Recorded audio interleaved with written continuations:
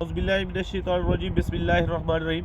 ये देखिए हमारे पास ईसी मीटर है जिसमें ग्रीन, येलो, ऑरेंज और रेड।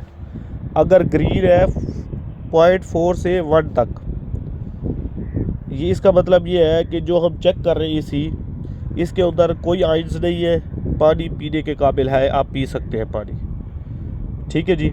उसके बाद येलो, ऑरेंज और रेड अगर ये आ जाए तो इसके अंदर आयंस मौजूद है, ये पानी पीने के काबिल नहीं है। ये देखिए ये सेल है, ये हम अब चेक करने लगे हैं।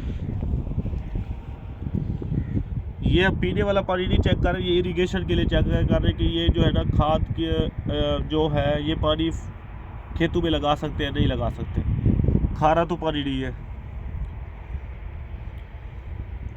ये हमने पानी लिया और ये देखें ग्रीन शो हो रही है लाइट, इसका मतलब ये फिट है फॉर इरिगेशन, इसमें कोई आइंस मौजूद नहीं है। जी शुक्रिया, थैंक यू।